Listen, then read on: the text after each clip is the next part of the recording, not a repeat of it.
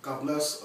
This is Pastor Fred Lewis, and I'm just honored to have been asked by Pastor Blake to share in his video journal of the book of Jeremiah.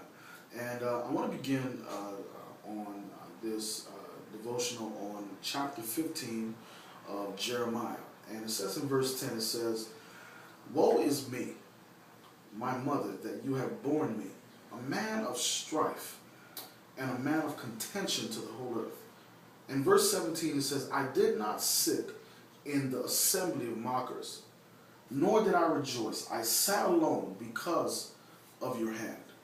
And if I give this devotional a title, it would be God is saying fight.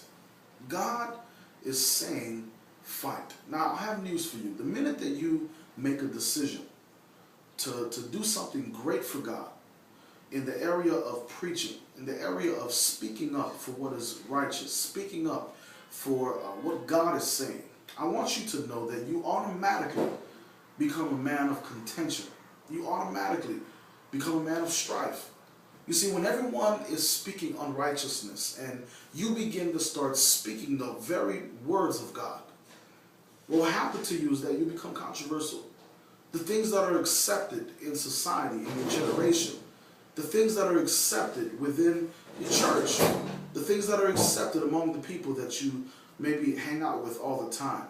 When God's hand begins to touch you, you begin to start feeling the way God feels about what's going on in your area. You see, one thing that disturbs me is for you to be a leader, for you to be a minister, a preacher, a teacher, whatever it is, and for you to compromise.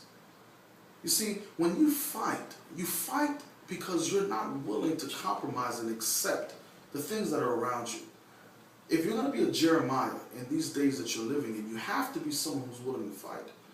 When people are saying same-sex marriage is good, you have to be willing to say it's a sin.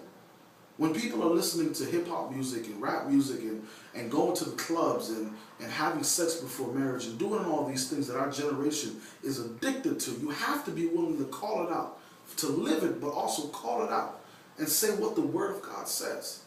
Now, another last thing that I want to share as a thought is, are you willing to sit alone? Are you willing to be isolated?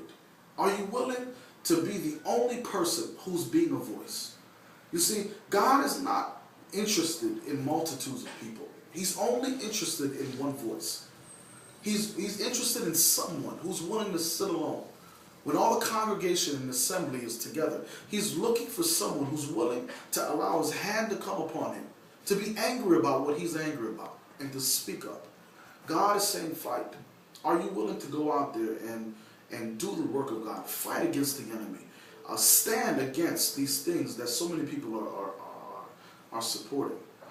Our generation needs it, and I pray that you receive this word. God is saying fight. God bless you.